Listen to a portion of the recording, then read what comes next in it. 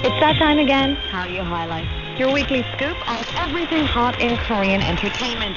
From the latest K-pop hits to the K-dramas everyone's binging. And as usual, we're joined by our resident K-culture expert, Bernie Cho. Hey, Bernie, it's great to have you with us in the studio today. Oh, it's good to be back. And the word resident always implies that I'm actually living here, just entrenched here. But I think you should say on the road. But today I am residing here in the studios, which, by the way, is toasty and warm. Nice and warm. And I would be remiss if we didn't kick things off today with a story that's just been dominating headlines and what may finally be the end of one of the year's most closely watched K-pop disputes. That is, of course, New Jeans. All 5 members have now said they will accept the Seoul Central District Court's ruling that upholds their contracts with Adore. Though their statements were released at different times and some have yet to formally acknowledged by the agency. Bernie, let's jump right in and talk about where this long-running firm stands. Who was the first member to say she'd return? And why did the other 3, return? Spark so much debate. Well, you know what? It actually wasn't one. Apparently, it was 2 members that came forward and said, you know what, we're going to come back. And so the 2 members happened to be Hyun and Haein.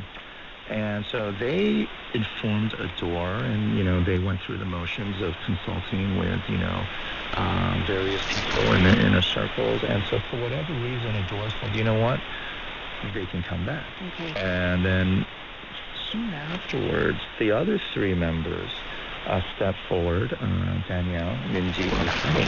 They said they too had interest and the intent of coming back. And now that's where the drama continues, because Adore is like, wait a minute, we didn't know about this. They just said it.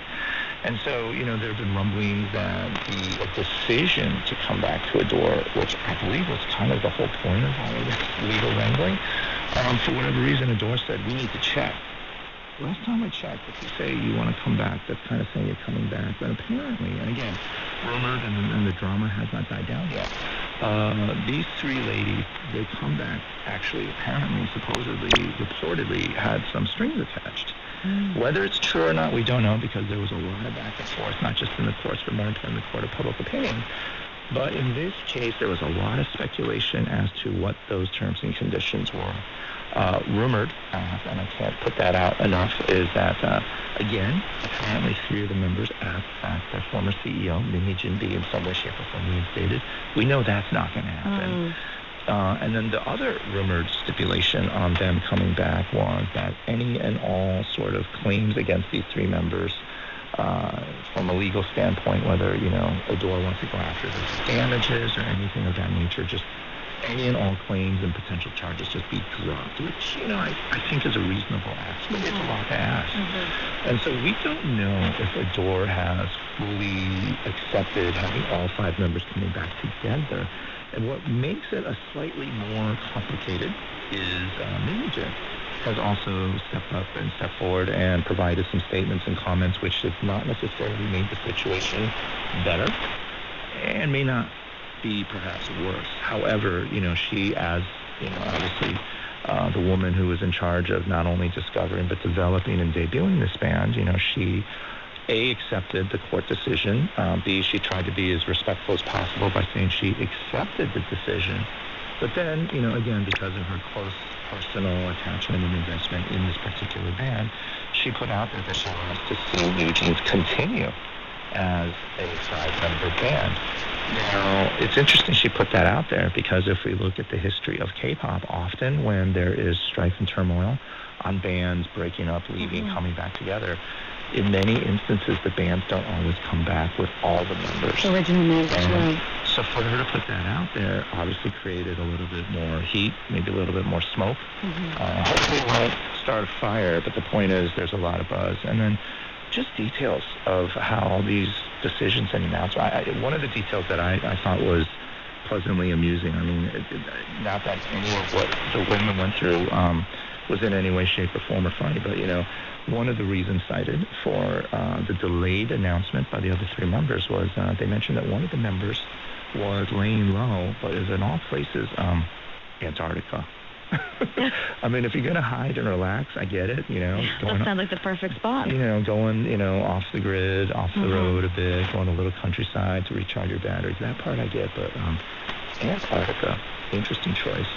Apparently, it was honey because a fan apparently had seen her in Ushuaia, Argentina, which is apparently the southernmost city in South America, en route to Antarctica. I mean, it just shows the spread of K-pop. They can't escape their fans anywhere. Yes, so as much as, look, it's great that the courts have finally made a very clear decision as to what they believe to be the rule of law, and the fact that it seems like all sides have accepted the decision and are trying to now move forward is encouraging, but yet the drama still has not died down yet. I have a feeling this may be the final end to this story. To be continued. To be continued. While the New Jeans saga has dominated headlines, the rest of the K-pop world, of course, hasn't slowed down. As the industry looks ahead to year-end rankings, we're getting a clearer picture of which artists define 2025. November offers an early gauge of the year's biggest K-pop hits. Major music platforms are beginning to preview their year-end rankings with fresh year-to-date charts.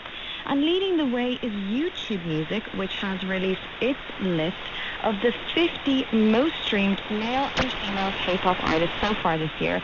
Bernie, who were among the biggest hits on this list? Now, it's interesting that this particular story just got so much buzz, and it's trending, and, hashtag galore for good reason. And I think the reason why this particular chart, and more importantly, these particular rankings have so much significance is right now, as of today, as we speak, YouTube Music is the number one music streaming service now in Korea.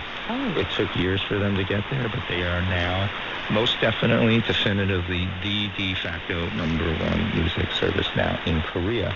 Now, that being said, these particular charts came with a few usual suspects, but more importantly, some real surprises.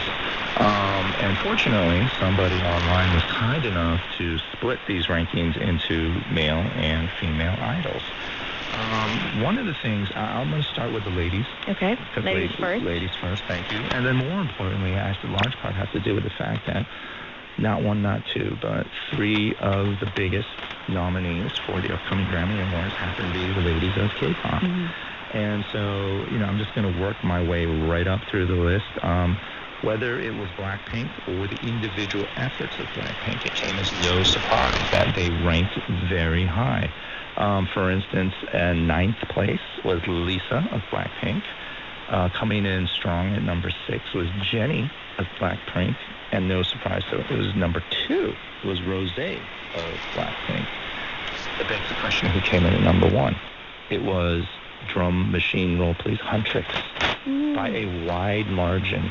Huntrix had 443 million streams, whereas Rosé had 338 million streams.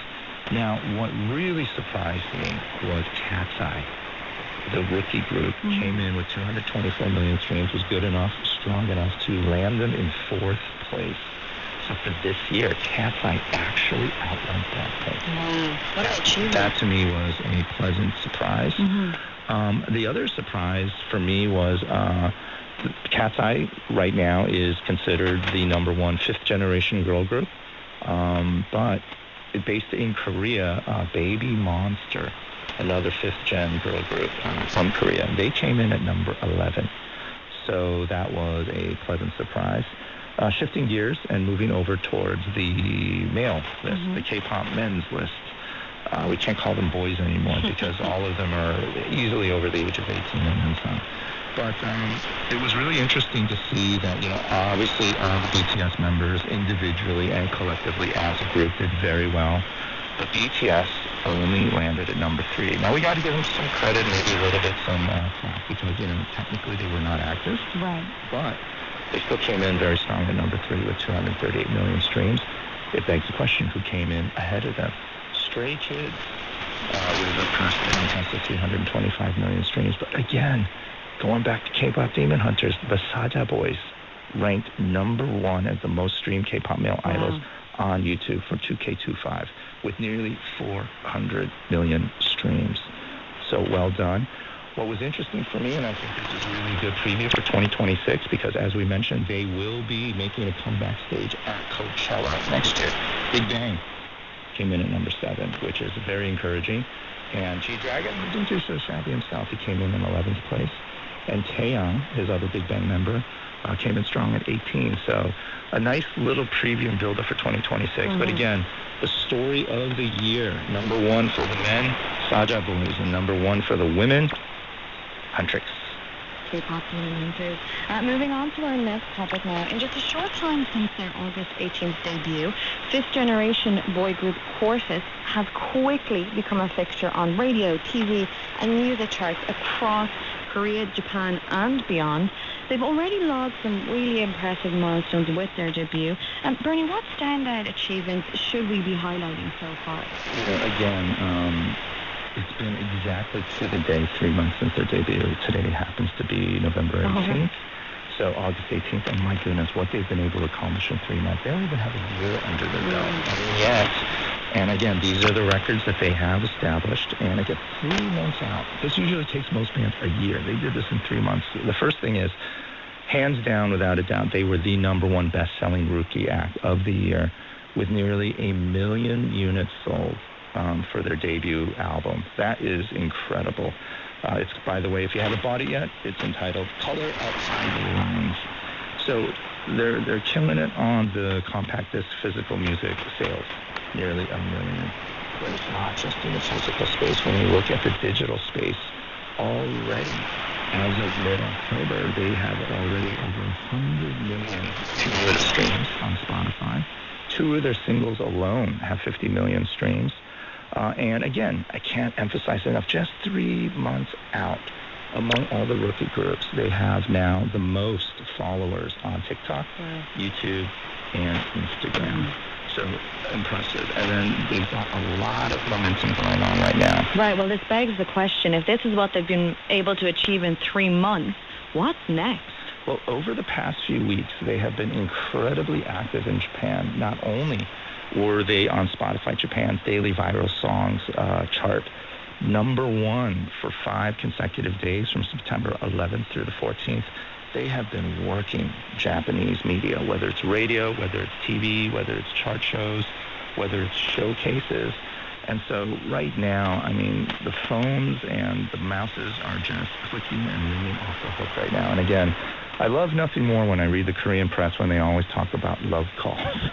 But in this case, it's actually really true, because Quartus is now one of the hottest bands that is in demand right now on the top Japanese music shows, whether it's TBS's CDTV's Live or Nippon TV's Buzz Rhythm 02. But they are now coming back to Korea. They will be headlining as the halftime highlight, the halftime show, the halftime mini concert at the Korea-Ghana exhibition game for the national football team. I don't even know if that's good. I think it has to go something to the World Cup. It does. We actually reviewed this on Sports Roundup yesterday. It's quite an important game for Team Korea against Ghana in terms of their World Cup group stages ranking. And so hopefully Quartus will bring the team some good luck tonight. I stand corrected. And you know what? If we had to recruit somebody to give us good luck, right now Quartus is so hot you could not have asked for a better team. Perhaps maybe a future mascot. Right. And that wraps up this week's Hallyu Highlights. A big thank you, as always, to our K-culture expert, Bernie Cho, for joining us. Thank you, Bernie. We will see you next week. And that's a wrap for today's edition of Korea 24. But we'll be back with more of the story shaping life here in Korea and beyond. I've been your host, Alana Hill. Thank you for joining us. And until tomorrow, take care and goodbye.